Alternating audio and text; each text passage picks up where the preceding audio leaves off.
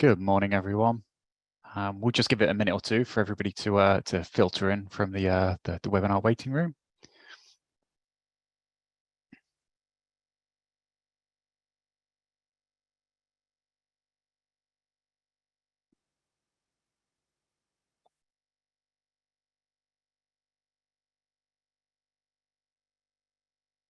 When the number of participants stops going up, we'll there we go. I think it's peaked, so we can begin now. So welcome everyone. My name's Steve Meader. I'm the Director of UKRI's Future Leaders Fellowships Programme. Today I'm joined by Georgina Drury and Matthew Freeman, who are both in the Future Leaders Fellowships team, and we're also supported by Julie Williams, who's there in the background as well. So today we're going to go over a little bit about our round 7 and 8 of the Future Leader Fellowship scheme, some pointers about applying and supporting fellows that are looking to come through, but also some of the differences between the new rounds and rounds 1 to 6, which you may have already been familiar with. If you have any questions throughout the process, please use the question and answer function, which is on there rather than the chat, and that way they can come through to us and we can tick off those that have been asked and manage them in an easy way. And we'll be doing a sort of extended question and answer session at the end of the current session. So, Julie, if you'd like to share the slides, then we can get started.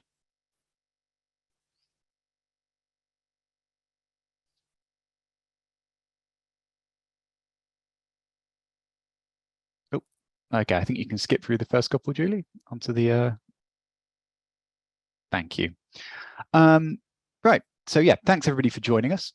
I'm going to start by giving a little bit of an overview of what the UKRI Future Leaders Fellowship Scheme is. So, as I mentioned, this was originally, it's already run for 6 rounds so far. It was originally funded as part of the National Productivity Investment Fund, the idea being of which to grow the number of talented individuals within the UK, providing them with long-term funding to ensure that UK research and innovation is world-class. It's specifically pinpointed at early career fellows. This is known to be, a known career pinch point, and the aim is really supporting those people that are coming up to that point, that are looking to develop independence, start their own group, and help them with sort of long-term funding to be able to get set up and become those future leaders within the UK.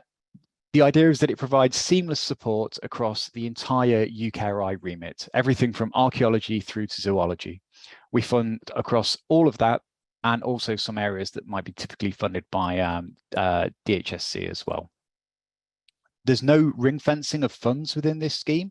Everything goes into one competition, and all of those applications compete against each other, and the best applications are funded. Typically, it turns out that the level of funding for different areas is proportional to the number of applications that come into those areas. But as I say, it's not ring fenced, and it just sort of happily works out like that. Unlike many other schemes, we're very broad in the hosts that can apply to this scheme.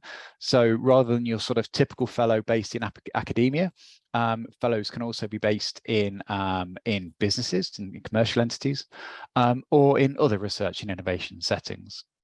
So as I say, on top of the original 6 rounds of funding, the team have worked very hard on securing funding for a further 2 rounds of Future Leader Fellowships. And this is for about £100 million per round, for an extra 85 individuals per round, roughly. Okay, next slide, please, Julie. So, as I say, what we're looking to do is support early career researchers and innovators with outstanding potential across the whole of the UKRI remit. Some schemes focus entirely on the science and the projects, and the sort of those sorts of things. We try and be a little bit broader in the kind of things that we facilitate and encourage within the Future Leaders Fellowship scheme, and try and go a little bit beyond that. We have a real focus on equality and diversity. That's works between both of us. So we try and make sure, so this is equality and diversity in terms of not just personal characteristics, but in the disciplines that come in and the spread of applications that come into the scheme as well. We ask you to try and put in as diverse a range of candidates as possible, and we'll come on to that later on in more detail. But also we have things in place as well. So say, for example, if we see a particular group with personal characteristics are not doing as well as others, we can potentially implement positive action as part of that, part of our review process. We are also encourage interdisciplinary research and innovation. So when we look at the success rates of those applications which we consider to be interdisciplinary, it's exactly the same as we see for those that perhaps fit the remit of a single council. So we feel that, you know, interdisciplinary applications are just as welcome within our scheme as those sort of more sort of traditionally single discipline applications. There's also a focus on international mobility in terms of supporting people who are coming to the UK to start their fellowships and attracting people to the UK, retaining people within the UK who are perhaps moved here from abroad and are you know, perhaps for a PhD or a postdoc and are looking to continue their groups within the UK, but also encouraging UK-based researchers to link more globally in the work that they're doing.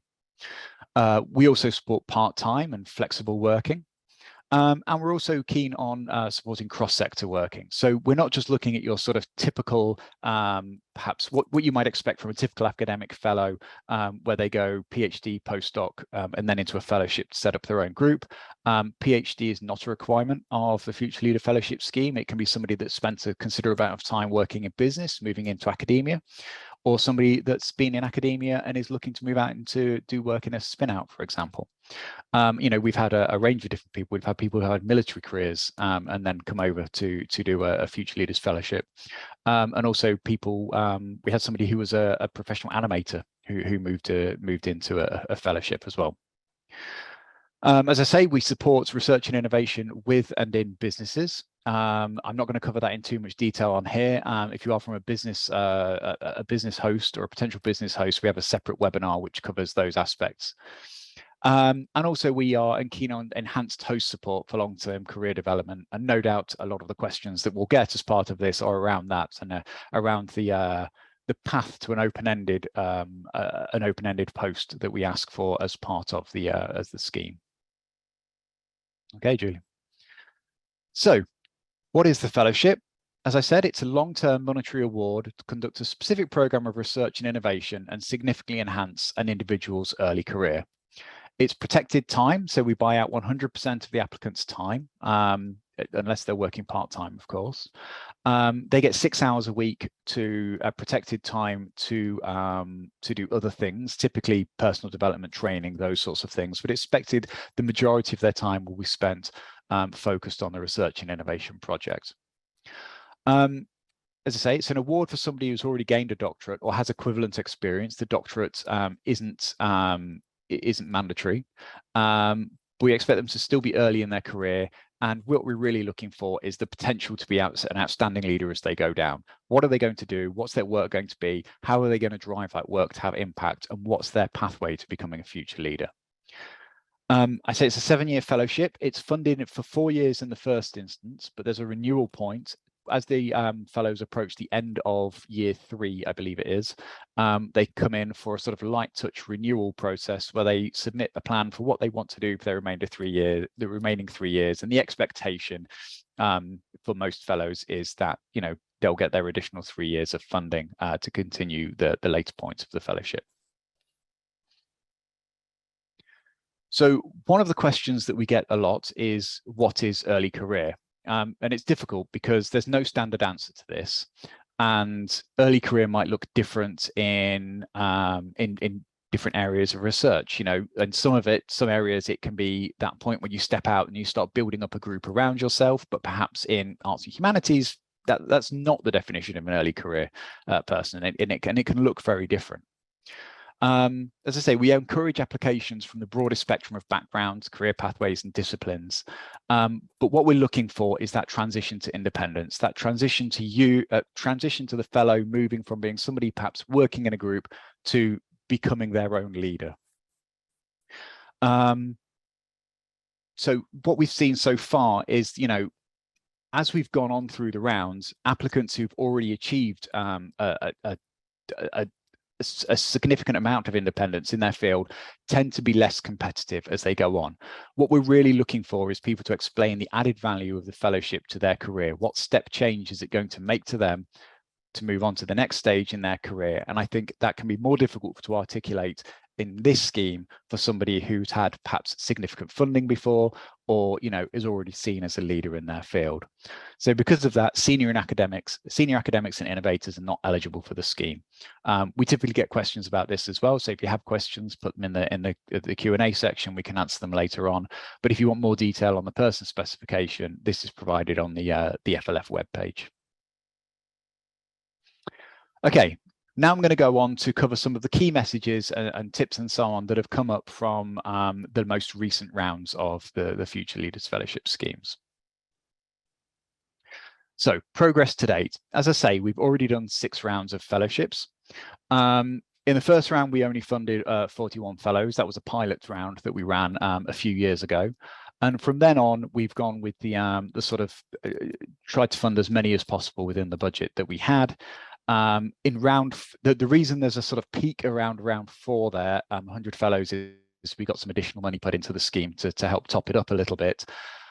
Originally, it was modelled on £100 million per round, expecting that fellowships would cost somewhere in the region of £1 million each on average. There's no cap on what people can ask for. People can ask as much as they want.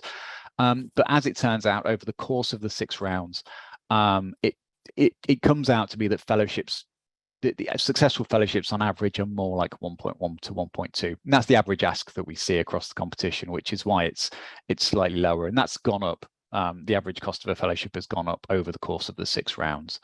And we have a database of all of our fellows that have been successful over the first 6 rounds, which you can see online.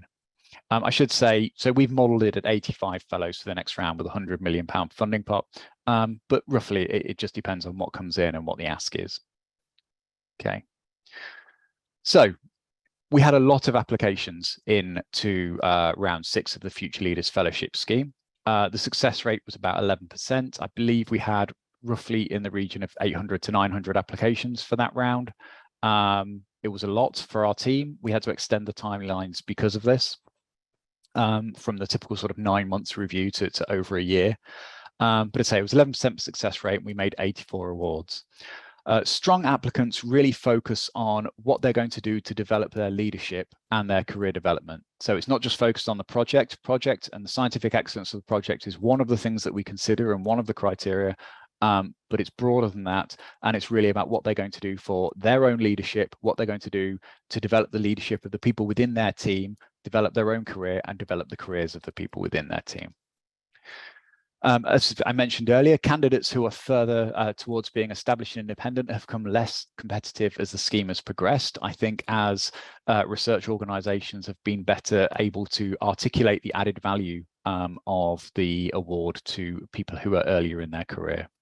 And as I say, that's the main thing that needs to be articulated. What is this going to do for this fellow that would not happen otherwise? One of the things we saw in the last round are, particularly at interview, is that questions that were asked around equality, diversity and inclusivity and research culture were perhaps not particularly well understood by the interviewees. We asked questions about perhaps what they're going to do to make their research teams as inclusive as possible, or what they're going to do, to enhance research culture. I think a lot of the answers that came through from this were sort of stock answers that went back to, I just rely on my research organization's policies, their recruitment policies, those sorts of things, without really sort of stepping back as, future leaders themselves and thinking about what it is that they can do and what they can do in pushing forward inclusivity and pushing forward research culture in their own right. What would they like to see, and what can they can do to do that? So yeah, really just asking the people that you're supporting, that are coming through, to really think about what EDI and research culture means to them. We had a lower anticipated diversity of candidates at the point of application, and we'd just like to highlight that hosts play a critical role in ensuring that all potential applicants have a fair chance, and are encouraged and supported through a transparent selection process. And we'll come on to this when we talk about demand management later on. But we'd really like to make sure that we see a truly diverse range of people coming through. And that's one of the aims of the scheme, is to support as diverse a range of candidates as possible. We'd also like to encourage and increase the number of applications from the arts and humanities and social sciences communities. There's no difference in the award rates between STEM and sort of arts and humanities and social science applications. They're just as successful. The scheme funds a range of award sizes, so it doesn't matter that they may not be as expensive as perhaps, you know, someone doing, I don't know, cryo-EM or something like that. But yeah, really just to make sure that you know, you submit those applicants from across all of the schools within your universities, because really they do have the same success rates as the STEM applications. Updates for round 7. So we'd like to encourage applicants to suggest applicant nominated reviewers. Reviewing the Future Leader Fellowship Scheme is a phenomenal task, and our team do an admirable job, but anything that you can do to help us with this is truly appreciated, and that includes, you know, putting forward, having the applicants nominate some reviewers. I can come on to this again later, but I believe we had to do 10,000 peer review requests for the last round of FLF, which was a lot. And anything you can do to help with that is truly appreciated. We'll also continue with online interview panels for round 7. Obviously, for the first few rounds, we did all of our interviews in person, but we found that through COVID and moving our interview panels online, they work just as well. It tends to be less stressful for the applicants if they don't have to traverse the length of the country to turn up for the interview, and I think it's just easier on everybody all round. So we'll continue with doing online interview panels. This time, the number of applications which can be submitted by each academic host organisation is capped, and there's full details on this on the guidance, but I'll come on to this a little bit more later on, specifically around this area. But because this is capped, host organisations will need to provide a statement describing the inclusive process that they've used to select their chosen candidates. Okay, so why demand management? This is a highly competitive scheme. As we've gone through the rounds, the number of applications have increased significantly. I think we had somewhere in the region of 300 to 400 applications per round for the first couple of rounds. And then this has increased steadily up to, I say, over 800 applications for round 6. Before we did round 6, we did some communications with research organisations asking how many applications they were looking to submit, and it looked high. So we went out to all of the ROs and said, you know, is there any chance you could reduce the number of applications that are coming in, because this is going to be a lot for us to review? And the number went up. So we got the highest number that we'd seen across any round to date, and we're aware that we've not had a round of the Future Leaders Fellowship Scheme for 2 years now. So we were expecting the same again. So really what we're planning to do is we're implementing, and I should say all of the increase was seen, particularly from rounds 4 to 6, was from academic-based researchers. So unfortunately we're having to put demand management in place to ensure that we can deliver this in a timely manner, and that the burden on the peer review community is not too high. So there's no easy approach to demand management. We considered a whole range of different things, from success rates to even response to peer review requests and things like that. But overall, we thought the fairest way to do this was based on the size of the academic host and the number of researchers that are based at the organisation, using the data from the recent REF submissions. We have done one of these meetings in person. We did one in London last week. Originally, we were going to implement the cap right from the beginning at the outline stage, but following feedback from a number of hosts who explained that perhaps it wasn't the most inclusive way of working to have the cap at the outline stage, because, you know, for the internal SIFT processes at the universities, this is likely going to have to take place over summer, where people with caring responsibilities are less likely to be in. So what we're going to do is allow research organisations to submit as many as they want to the outline stage, but the cap will be implemented at the full stage, and hopefully that will give you all longer to select the applicants that you want to put forward. And it also, we're aware there's often a level of attrition between the outline stage and the full stage, where people may submit an application to the outline stage, fall ill, and then not be able to submit to the full stage. So we wouldn't want anybody to be able to miss out on their caps, the maximum number of applications they can put in. But it still remains that in order to submit a full application, an applicant will have to have submitted to the outline stage. Eligible research institutes and businesses are not subject to the application cap. This is mainly because it's a very long tail that we see of these organisations, and typically they rarely submit more than 1 or 2 applications anyway. So it really wouldn't affect the overall number of applications that we receive. We consider ourselves a listening scheme. We really try and work with the community to do as much as we can to hear what works for you. And how we can work best together. So, I mean, this is the first time we've implemented demand management as part of the Future Leaders Fellowship scheme. So if you have any feedback or any ideas on other approaches that we could do to demand management for this scheme or any other schemes at UKRI, please do email us with any ideas. And we at the in-person event we held last week, we had a number of ideas on the ways that we can do things, and we're always willing to take on these ideas and see what we can do moving forward. I mentioned earlier that because of this demand management area, we're aware that potentially if you introduce demand management, then this can have an impact on equality, diversity, and inclusivity. Because of this, we've asked host organisations to provide a statement describing the inclusive processes that they've used to select their chosen candidates. This will not form part of the review process, and it won't affect any of the outcomes. Really, this is to show that you've been thinking about this, but also to help inform us of your practices and how you go about selecting applicants to put forward. It would be done by a separate survey, which we'll put up alongside the typical JES process, and the information submitted will contribute to an external review being undertaken by UKRI, which is looking to identify and share good practice relating to applicant support and the inclusive selection process. It's going to be a very light touch statement, limited to 750 words.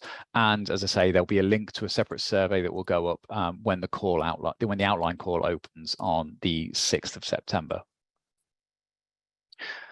We'll be able to share these slides afterwards, but just some of the things that you might want to consider. I'm not going to go through all of these in detail because this could be an entire hour-long seminar on its own, but things that you might want to consider are, say, for example, how are you going to make sure that the panel that you use to select applicants within your organisation is appropriately diverse in itself, because we know a diverse panel is more likely to select diverse applicants.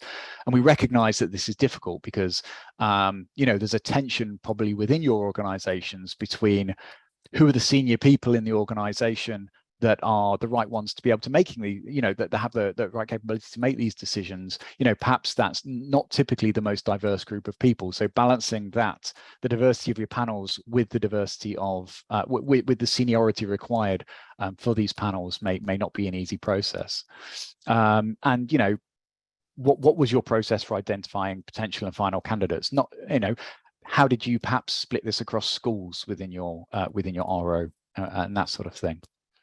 So next slide, please, Julie. Yeah, so a couple of other things, what steps were taken to mitigate unconscious bias? What training do your panel members go through? Those sorts of things.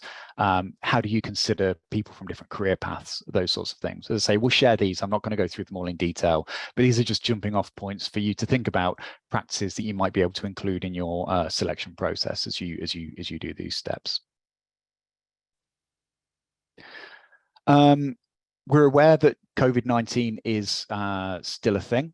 It's still ongoing. I don't think I've ever known as many people have COVID-19 as I do right at this moment. It seems to be, everybody seems to be suffering from it, and obviously it has an impact on the work that our fellows are doing. how do you factor this in when putting your applications together? All you have to do is base the application on the information available at the point of submission. If things change over the course of between submission and review, that will be accounted for. You don't need to worry about that. You don't need to include any contingency plans for the potential impacts of COVID-19 on the work. Reviewers will be briefed on this. Please still include the requests for travel, and anything that is impacted will fix post-award. We've seen a lot of post-award changes happen to our current applications, particularly no-cost extensions that have been requested because people weren't able to hire, people weren't able to start undertaking their research, or weren't even able to get into their labs. So we'll be as flexible as possible with startup dates once the awards are made. And as I say, no cost extensions permitted for fellows. We're seeking feedback from our active fellows to better understand the impacts of COVID-19 on future leader fellowships. And hopefully we can use that information to use best practice going forward. So key dates and future rounds. So as I say, at the moment we have the dates in there for round 7. Outline proposals opening on the 6th of September, and the outlines proposal closing date is the 18th of October. The full proposal opening date is the 13th of September, so there's some overlap between the two. And the full proposal closing date will be the 6th of December 2022. We have the funding there for round 7 and round 8. We fully expect to, at the moment, we're planning to launch round 8 early next year with a closing date perhaps late summertime, but we're still trying to confirm this. Obviously, as you're aware, we are not entirely clear about what will be happening with regards to European funding schemes and those sorts of things. So at the moment, we're just trying to play things by ear a little bit about what the timing of this works out to complement anything that happens going forward. Should everything iron out perfectly well and we've come and everything follows through with plan A, as we all hope it does, and we join the European funding schemes going forward, then we just expect this to follow on 6 months after the first one and it to be business as usual. If not, we may have to sort of jumble things around a little bit based on timelines. But the funding is there for rounds 7 and 8. The reason we haven't got more funding is just that's what fell out in the current spending review, and we'll see what happens after round 8. So I'll touch on the renewal process quickly. I mentioned on this earlier. Future Leader Fellowships are funded as 4+3. This is a 7-year fellowship with a renewal stage. This is a really good touch point for the fellows to come in and let us know what they're doing, and to engage with the fellows and the host to see how the whole project is going. As I say, there is an assumption that most of the fellows, if not all of them that want to, will progress. It's a very light touch. It's a 3-page renewal case for support. This goes out for peer review and just goes out to a panel. If there are questions that need to be asked, if something perhaps wasn't clear, we can potentially invite the fellow and members of the host organization in for an interview to clarify some points. But it's expected that this is very light touch. We also use the resume for researchers for this particular process. Which is a new step for us as well. Yeah. Okay, I think I'm taking over now. Okay, so I'll hand over to Georgina Drury, who's the one of the program leads in the Future Leader Fellowships team, who's going to talk you through about how you actually apply for this scheme. So thank you. Okay, thanks very much, Steve. Can I have the next slide, Julie? Thank you. Okay, so up front, what we really want our university stakeholders and our applicants to consider when thinking about applying to the FLF is this the most suitable scheme? So first and foremost, before you embark on a huge amount of work in supporting applicants, there's a lot of different funding opportunities out there targeting this stage of career development. And we want to make sure that the people applying to the FLF scheme have picked it because it's the right scheme for them at the right time. So questions to ask: Is the applicant one of outstanding potential? We are looking to fund future leaders who are going to have international impact. Is the proposed programme of work addressing a multifaceted or significant or difficult research or innovation problem? And is the award of this fellowship going to offer a step change in answering that problem and also in catalysing the career trajectory of that applicant? So Steve's already talked about that transition to independence. We would fully expect somebody awarded an FLF to make a flying transition to becoming independent within the course of their fellowship. Also important for the FLF is the support of the host organisation. So is the host organisation willing to step up and provide significant support in terms of the opportunities and the training?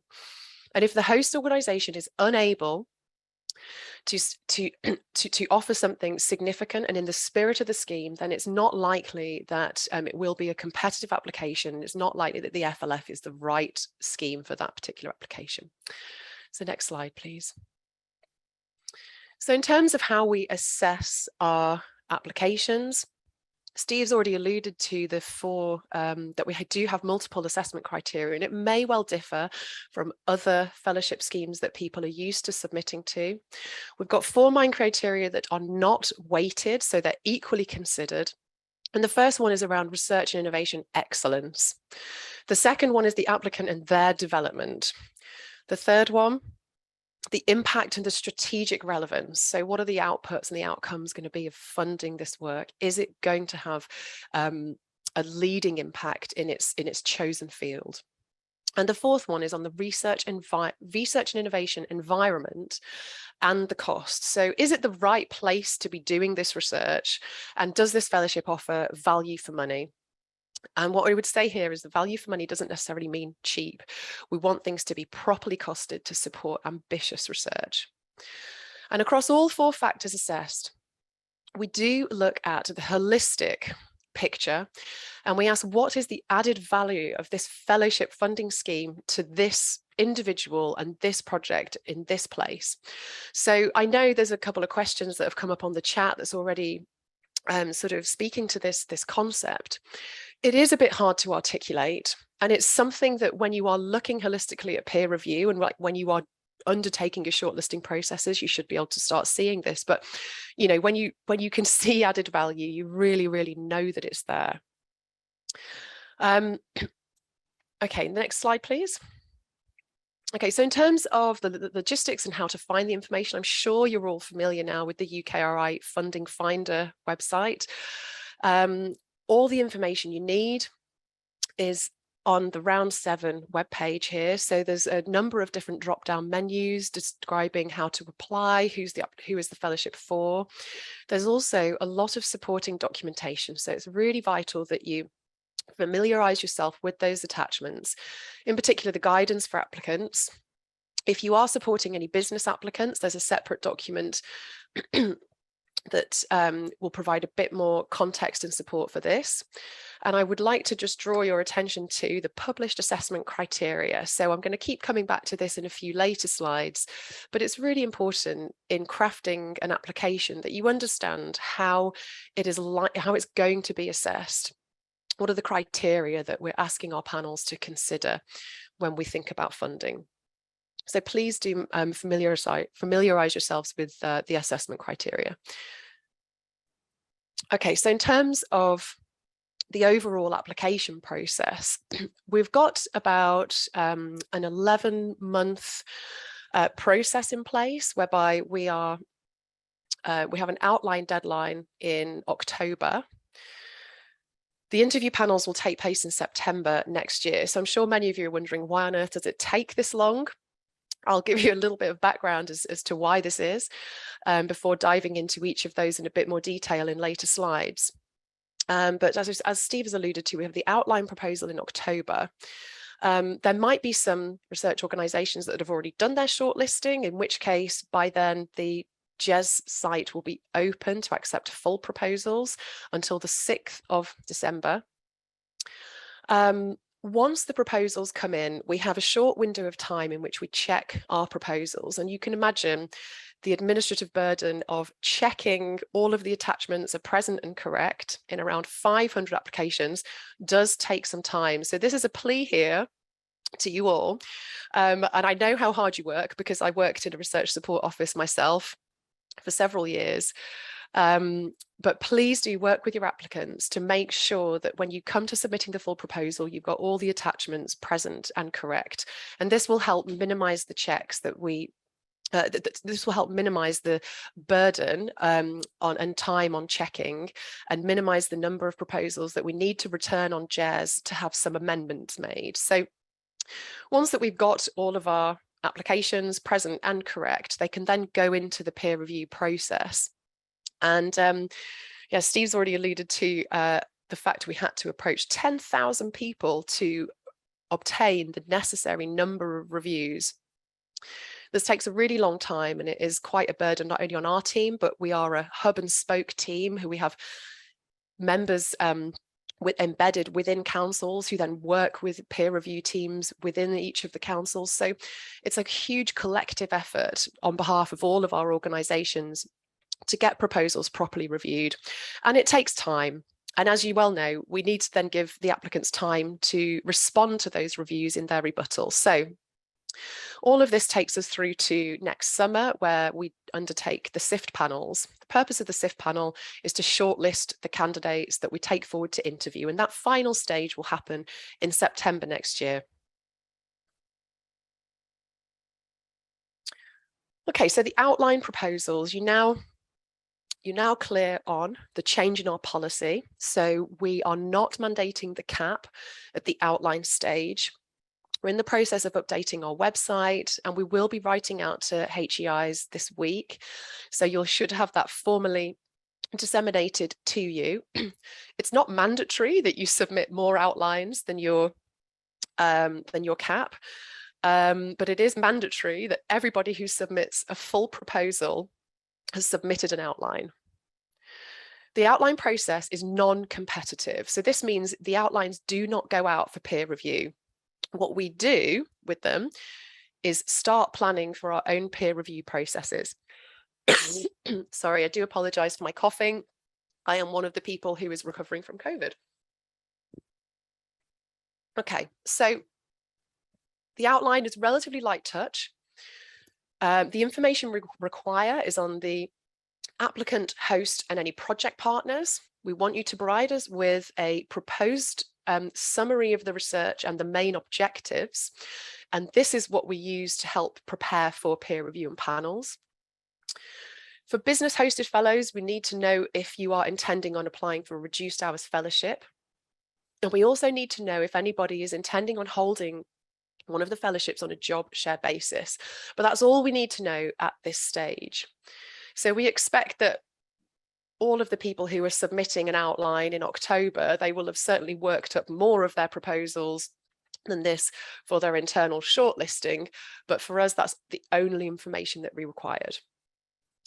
In addition, the host organisation, so each individual RO will be requested to submit their inclusivity statement. So this is a 750-word statement that Steve was discussing with you around your EDI practices and policies and what it is that you've been doing to shortlist and support your candidates.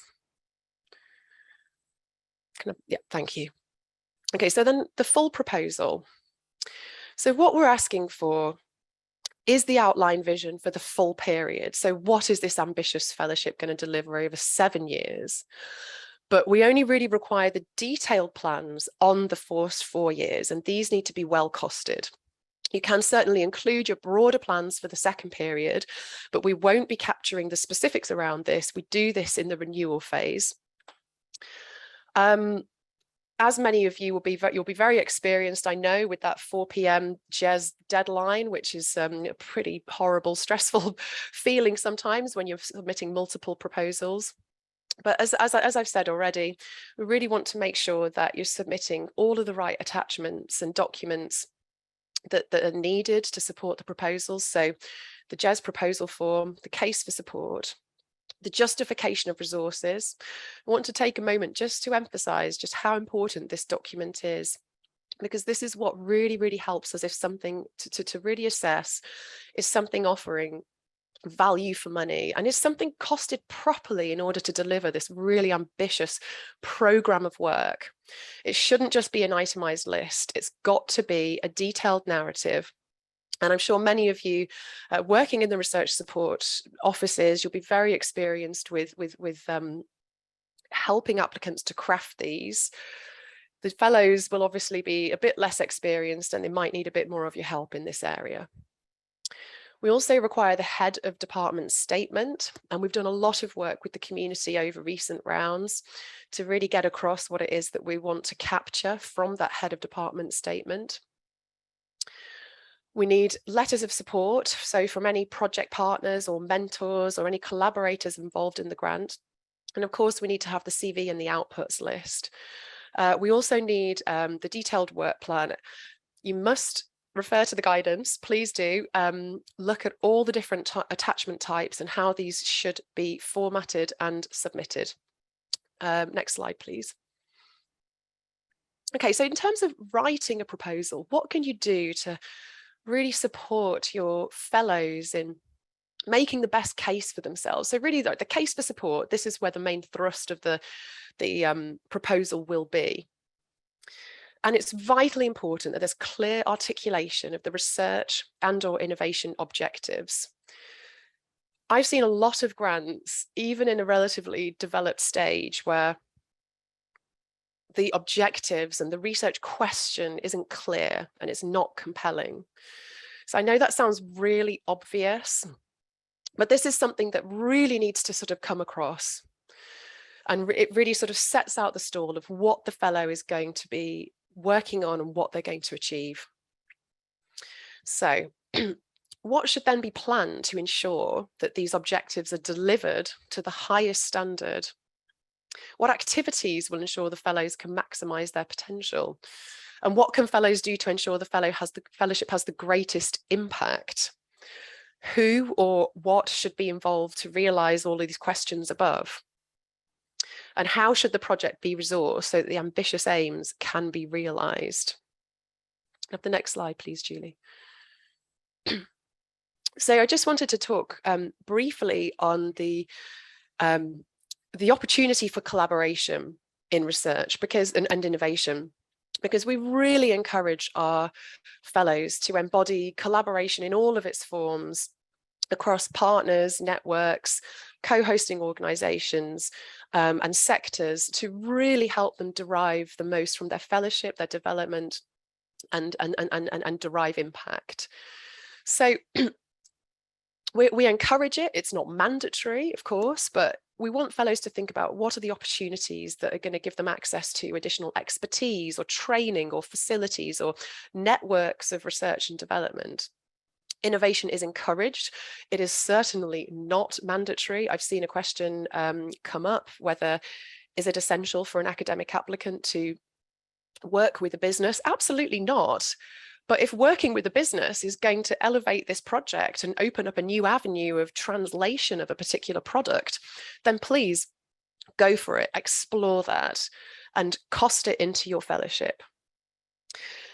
Fellows should be asking themselves, and you should be challenging them on, what is the purpose of this experience and what's the added value that it's going to bring to the fellowship? Is it just added on because somebody, fancies visiting a particular university or a particular site or something, or, is it really going to enrich what the fellow is going to experience and what they're going to deliver?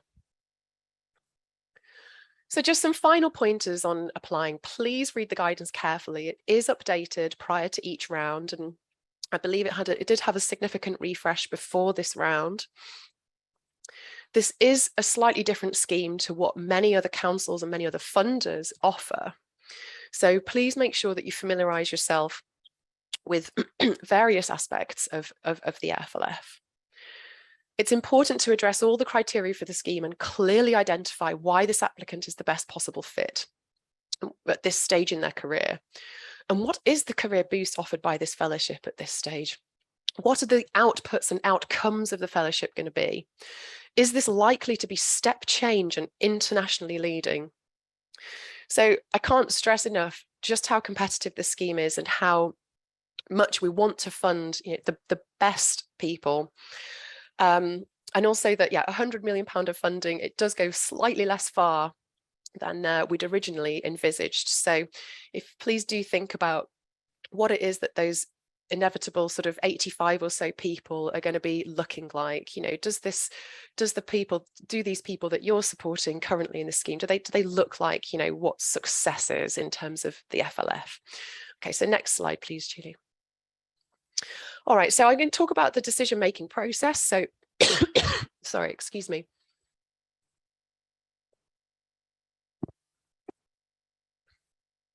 Just so to make sure that you understand how it is that these proposals will be assessed and how it is that we make robust and fair decisions.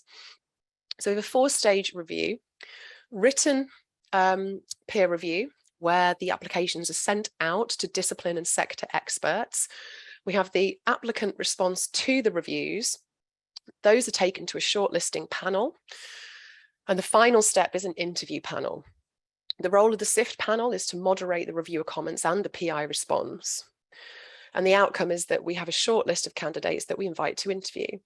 At interview, we ask questions across the 4 assessment criteria, as well as any specific questions raised by reviewers in SIFT. And the outcome of this is that the interview panels will make recommendations to UKRI on the funding outcomes. So the written peer review, we do go out to sector and discipline experts as identified by our expert colleagues sitting within the council teams. So we follow the same process that all of the individual councils follow to review all of their grants, in terms of identifying people who are likely to be able to offer a informed commentary on somebody's research and comment on other aspects, perhaps such as the standing in the field or the value for money and resources. Sorry. We go out to multiple people. Unfortunately, we do receive a lot of rejections to our requests to review. So in order to get appropriate coverage and get at least 3 reviews per grant, we need to go out to an average of about 10 different reviewers. There are plenty of cases where an applicant has to respond to maybe 4, 5 or even 6 reviews. Please reassure them that this is okay. They still only have the 3 pages to make their response. But often more reviews than 3 are needed because we want to make sure that all of the areas of the grant are properly reviewed. So if something is multidisciplinary and it's hitting up the remit of multiple councils, it's likely that it's going to need more than 3 reviews. It's an iterative process when we receive the reviews. All of our council colleagues and our team members, they check reviews and ensure that the proposal is being adequately covered by the expertise. And we will keep going out to request reviews until all the elements of the grant have been reviewed properly. And so we want to make sure that no grant is going into a SIFT meeting that hasn't been properly reviewed. Next slide, please.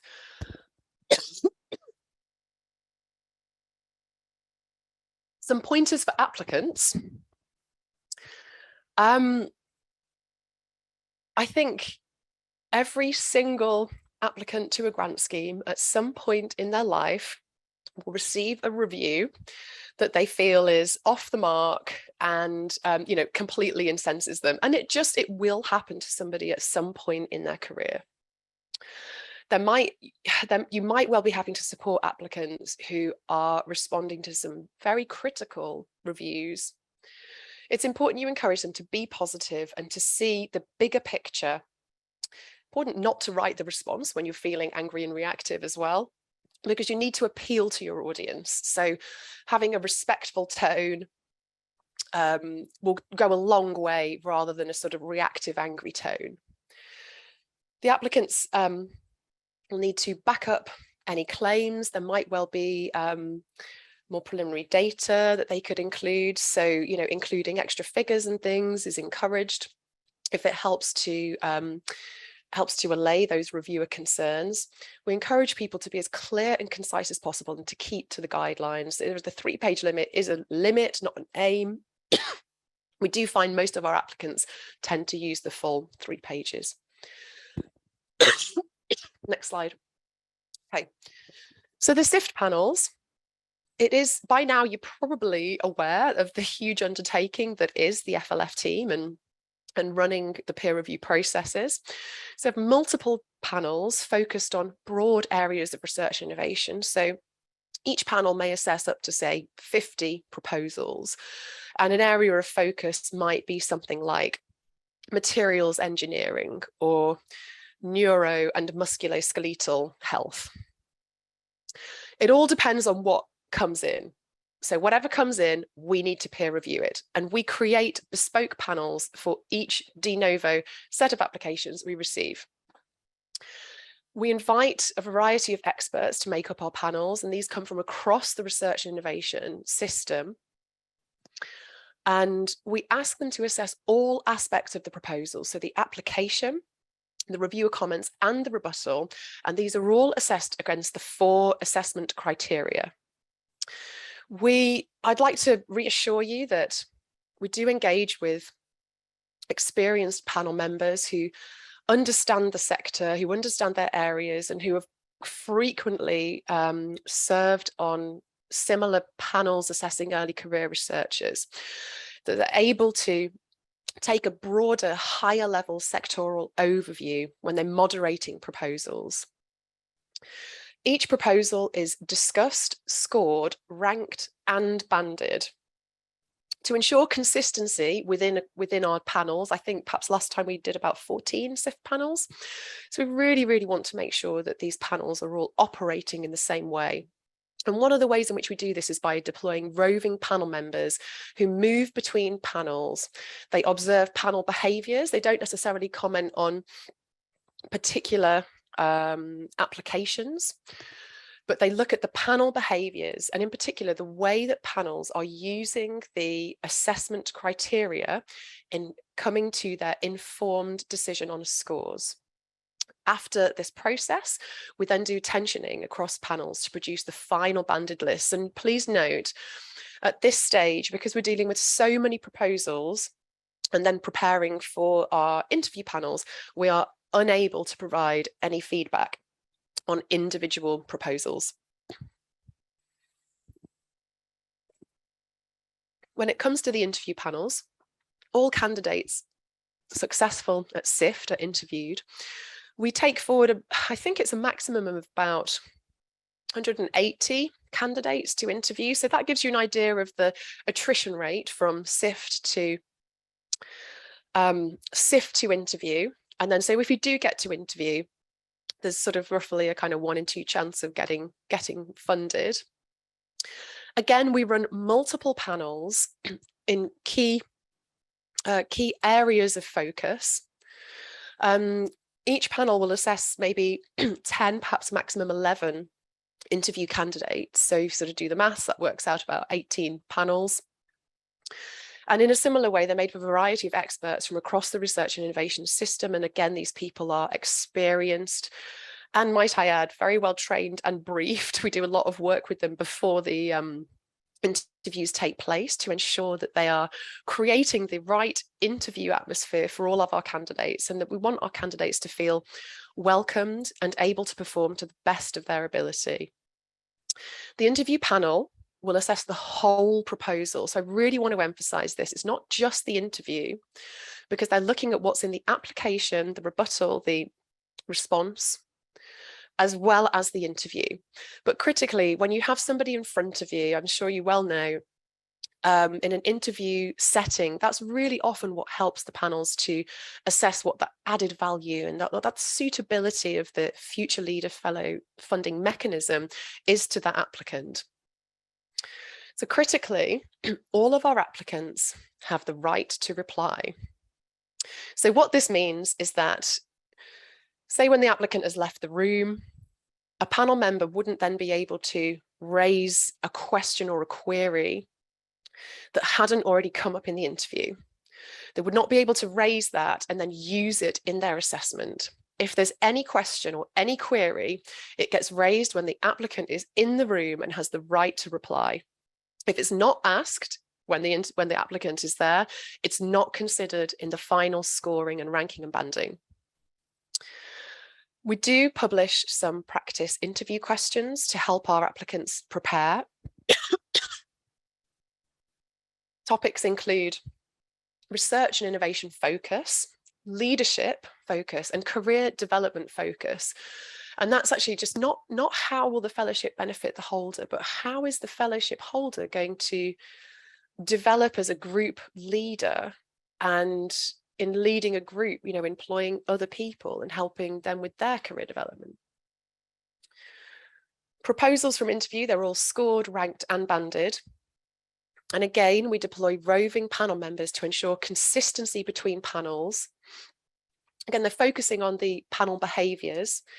But in addition to this, we also have panel conveners from UKRI and silent UKRI panel observers as well. So we have multiple ways in which we try to ensure that each individual interview candidate will have the same experience regardless of which panel they're on. The outcomes from interviews, or the outcome recommendations rather, will be tensioned across panels to produce the final banded list. And just to note at this stage, all applicants who do attend interview will be provided with feedback. So what does the interview process actually look like? We do provide this information for candidates. Sorry.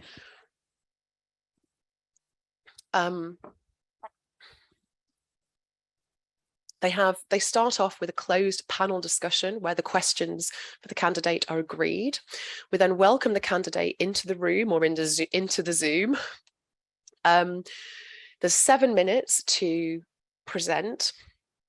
And then there will be 7 minutes of questioning by 3 panel members. Each panel member will lead on those 3 areas that I alluded to in the previous slide. There's a 2 minute 2 minutes allocated for any last questions and wrap up. And then once the candidate has left the room, we have a 2-minute reflection time where we ask our panel members, we say that they can sit in silence, reflect on the interview candidate they've just seen, think about their scoring, think about the things that they want to say. What should they share with the panel in the most measured way in order to arrive at the consensus score? And I'm not aware of any other fellowship interview panels that do this, but we feel that this reflection time, it gives us assurance that people aren't just being really reactive in the way that they might discuss and score a candidate, that it gives them some thinking time before the discussions ensue. We then have 10 minutes to discuss and score each candidate, and then a short buffer in between interviews. Okay, I'm going to hand over to Matt Freeman, who's going to take you through the last part of the presentation before we move on to the Q&A. So thank you very much. Thank you, Georgina, and good morning, everyone. So if we just move over to the next slide, I will briefly introduce what I'll be covering in the latter stage of this presentation. So I'm going to cover host support and the relationship that we have, or the partnership that we have in supporting the fellows. So host support is an important part of an FLF, as it can provide support to the fellow to provide a step change in their career at a key transition point. Host support is assessed both at the peer review and the panel stages, like Georgina mentioned, and is one of the key criteria mentioned. Host support should be tailored. That's really what we're looking for in the applications. They should be detailed, they should be tailored to the applicants, and this should be reflected in the head of department letters as well. What we're not looking for is sort of a template head of department letter. We're really looking for that tailoredness, that tailored approach to supporting the fellow. If we just move to the next slide. Thank you. Supporting the program of work includes the host providing space, access to facilities, additional research costs, to name but a few, and also support for staff, for example, PhD students. That is some of the support that we're looking to see from the host. When it comes to training, obviously training is a key part of supporting the potential fellow and their team as well.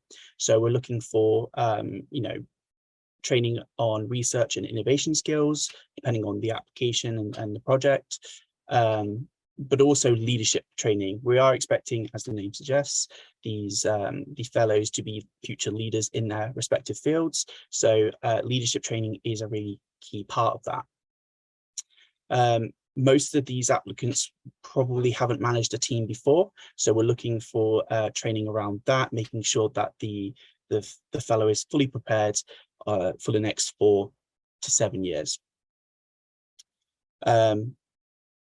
So really, just to reiterate, we're really looking for bespoke training plans based off of the skill set of the fellow and the skills and the application that they're putting forward. Now, mentoring is always a key part of supporting any potential fellow.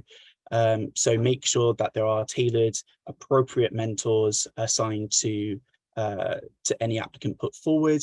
This can be both internal, so in the same organization, but also think of external mentors as well, because it just adds to the breadth of knowledge and support that this candidate will be getting. And then finally, integration. Integration is a really key aspect. So involve or make plans to involve any fellows in host department activities. For example, in decision making, what happens with the department, and just really provide them extra opportunities to be involved. Collectively, all of this comes together to form a bespoke, detailed level of support from the host, and that's exactly what we want to see, and of course our panel members and reviewers as well. So to the next slides. Thank you. I think you jumped. I think you may have jumped one, Julie. No. Okay, I can go to this slide. So the development network is something that we do to support our fellows. So fellows funded in round 7 will join our fellows from rounds 1 to 6, having access to the UKRI funded fellow-led Future Leaders Fellows Development Network. More information is sort of provided online on that. The network is led by Edinburgh Innovations and comprises of partners from 8 institutions in different geographical regions. The network aims to engage fellows in every level of their governance and delivery. Fellows are invited to sit on governance panels, design and co-deliver events and workshops, etc. So the network offers many different types of events and opportunities to really sort of support and work with the fellows. And of course, we're now seeing more and more physical events. Now we're starting to come out of COVID. If we move to the next slide, I can go into how we support our fellows. So we do see it as a partnership. So working with, of course, the fellow, the host organization, our development network, and of course, we have a key part to play in that as well. So for our fellows, we offer a range of activities, one of which is starting meetings. So for every single cohort, there will be a starting meeting to sort of integrate them into the FLF scheme and our community. But in addition, there's also annual cohort events where they'll be able to interact with previous fellows and really engage with that network, which from feedback from our current fellows, it provides really valuable sort of input into their careers as they get that wider network to engage with. And of course, we work with our research councils. So where appropriate, the research councils will invite them to their fellowship, their early career events as well. I think this is the final slide before we go into the questions. So and it's simply contact us. We like to think we're a listening scheme. I think that's evidenced by the point that Steve mentioned regarding the CAP and the outline stage, and there's many other examples in the past as well. We are relatively young in compared to other schemes. We haven't been around for too long, so we do like to consider ourselves as a listening scheme, always updating, always developing, evolving, working with our community. Of course, we covered a lot of information today. We'll be sharing these slides. We'll also be sharing some answered questions as well that we've got from this event and the London event. But of course, there's a load of information on our website, so please do give that a read. 90% of the questions we get asked can be answered through the guidance that we release.